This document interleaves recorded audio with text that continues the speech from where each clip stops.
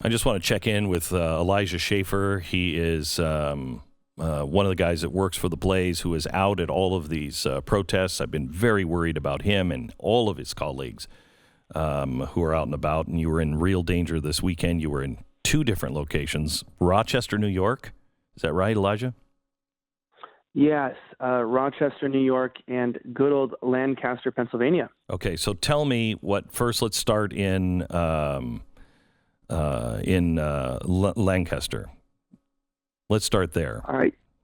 Yeah, let's start there. I mean, I think probably the rest of America is as surprised as I am. A quite quaint and very beautiful and quiet city in America to fall to the hands of violent criminals.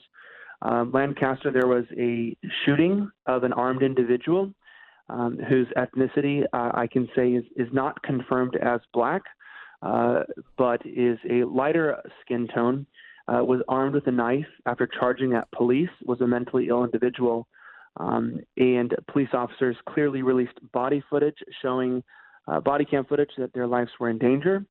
Oh, the guy looked crazy. I'm glad to hear that he was disturbed because I felt bad saying he looked crazed, but he did. I thought he was high on drugs or something because his eyes were way popped out, and he's running after this police officer who appeared to be by himself. And as the police officer is running, this guy has a large knife behind him and trying to kill him.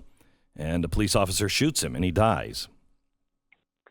Yes, and I'm glad that you actually are willing to tell the truth, because a lot of other media outlets make it seem like this was an unarmed black guy that was somehow targeted by officers. But if any normal citizen with two eyes on their head could actually look at this, I mean, this was an absolute use of force that I think any American would see was justified, that the police were in danger, that their lives were on the line, and this is a man with a knife. But what we see here is that the Black Lives Matter protesters are no longer just about the black lives of unarmed people. They're about defending any type of criminal who's shot by police, and that's very alarming. Okay, now take me to Rochester. This is the, 10th night? How many nights? 11 nights of protests so far in Rochester? Yeah, I mean, we're getting above that, maybe about 12 now. We're talking about the interesting death of an individual who, according to toxicology, died from a combination of this is a guy who was high on the drug PCP, had stripped down nude, was going through the streets, spitting on officers. They had to wrestle him to the ground. He had superhuman strength because he was high on drugs, and they had to put a spit hood on him. And during that altercation, he apparently went unconscious. He died about a week or so. I mean, depending on how late you go by, died while in some sort of a coma. And the reports are that he died from a combination of PCP-related complications and also police blunt force during the arrest that made him unconscious.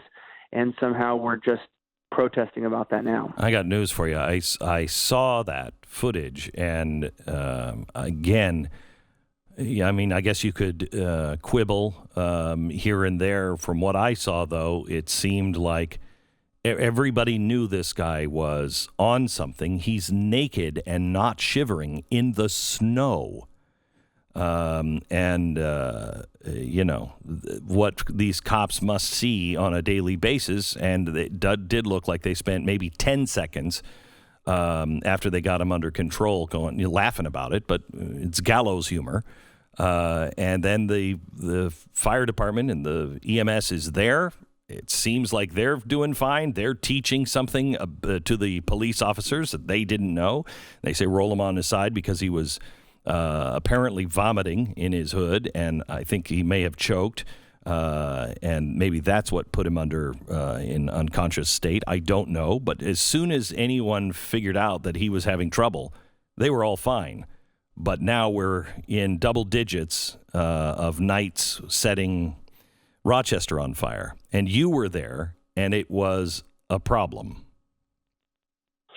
Yes, and I think that's where we really, truly find what some of these groups are about. Because believe me, Glenn, I'm sure you, your audience, all of us are not only against police brutality, we're against all forms of brutality. Any form of unjust murder, killing, even death, we would all stand against all of as us. Americans. Absolutely. But we understand that, unfortunately, in the way the world works, some deaths are not only unavoidable, some are unavoidable in the terms of they just have to happen in order to save somebody else's life, like in the cases that we are seeing here, where there's a lot more to the picture.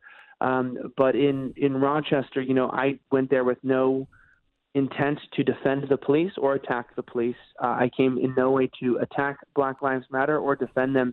I just wanted to see what they were saying, what they were doing, and within a few moments of covering their actions, of following them, I quickly found out they're not against police brutality. They're actually just against not only law and order, but against anybody who doesn't line up with their extreme far-left agenda. So we have a short clip here we can play where somebody points you out and it gets ugly. Can we play that clip? This guy right here is a racist. He's a white supremacist and he's doxing people.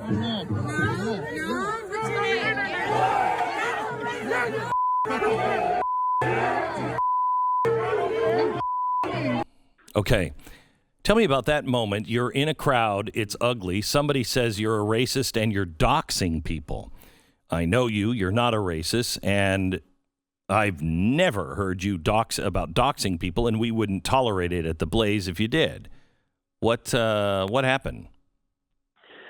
Well, Glenn, this actually might shock you because I'll tell you, I do this full time. You know that. And people who follow what I do or know that people do this understand that there's definitely evil people out there that want to get anybody who disagrees with their agenda killed. What was different about this night that is extreme? There was a group that set themselves up as a documentary filmmaking group. They had a crew with proper film equipment, very decent clothing. They looked like put together individuals. This was a full-on crew that any individual would say, yes, that could be a Vice or a Vox or a CNN film crew. Now, what they did, and according to videotape of other journalists, they went around talking to other journalists, asking them if they were me, and they were telling them they were filming a documentary. And by other people saying, oh, that's not me, they ended up walking up to me saying, oh, hello, Elijah. And I made a mistake of just saying, hi. This is a very professional-looking crew. Yeah. And right when I said hi, they turned around and called me a Nazi and curse words, which I cannot repeat on air. Immediately had men come over who had comms on. They started threatening my life. They started assaulting me, hit me. Luckily, I had a helmet on.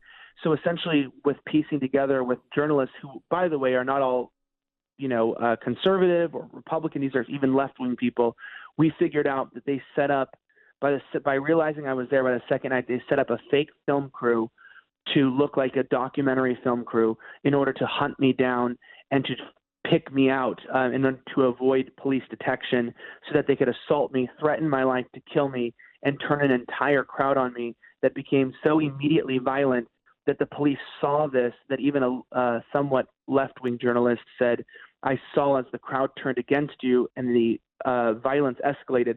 That's actually what caused the police to turn in on the crowd, because they saw basically that the whole mob had energized to essentially try to take your life, which being yours would be my life.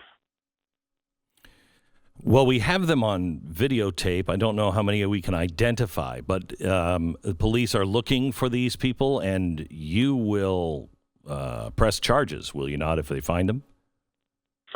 Yeah, I mean, they threatened my life. They physically assaulted me. They said they wanted to take my life. They made serious physical charges. They tried to pull me into the crowd. They made serious, deadly accusations of mob mentality, claiming that I had used slurs like the N-word towards black individuals, saying that I was a known racist. I mean, these are slanderous, defamatory remarks that in these situations are actually deadly, and they're not to be taken lightly. Like calling fire in a movie theater, there's a point where speech becomes dangerous to people in terms of their safety. And I know that's a very sketchy and somewhat scary topic to talk about, but when there's hundreds of people who are out for blood and someone says that you are the person who's causing all of the problems, and that they lie and say you're out there to put people in jail, to get people killed by police, they not only jeopardize myself, but they put the safety and the security of all press and all citizens who value their First Amendment completely in jeopardy. And they actually, in some ways, compromise what the Constitution and the First Amendment was even designed for. I know you're young. You think you're invincible. You have a lot to prove. You think you have, there's a million reasons, and I've done and given all of those reasons in my life. What you do is extremely important, but I beg of you, please, don't do anything foolish. If I know you're close to the Spirit, pray all throughout. Please warn me if I need to turn around, and then obey that. Please obey that. What you do is really important, and I ask that you would come home and stay home. Your wife, and I'm about to call her too.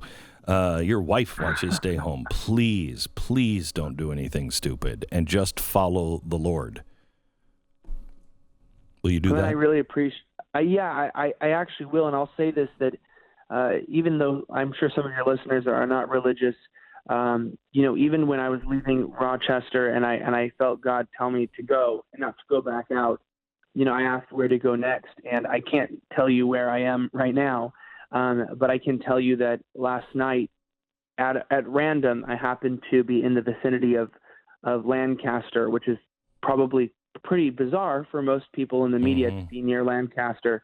And that happened to be at the exact time that even Forbes wrote an article and said that the coverage of the riots last night, myself and another individual, because no media was present, may actually turn the tides in Pennsylvania to get Trump elected, because of showcasing the lack of law and order that comes when Democrats are in charge, when people are unable to act. And the way that Biden isn't responding, the way he's not addressing this, the way that he's not condemning this, may actually turn Pennsylvania completely red. And I think that, I think the work is spiritual, and that we have a fight ahead of us. We're fighting. We're fighting evil, and I understand that. And I don't have a right to tell you what to do. You don't work for me. But I worry about you. We pray for you. I ask the audience, please pray for Elijah and all those who are with him and doing like work. But please, I'm glad to hear that you are being led by the Spirit on where to go, because if we indeed are fighting darkness, as long as you are light, he will direct you where you're supposed to be.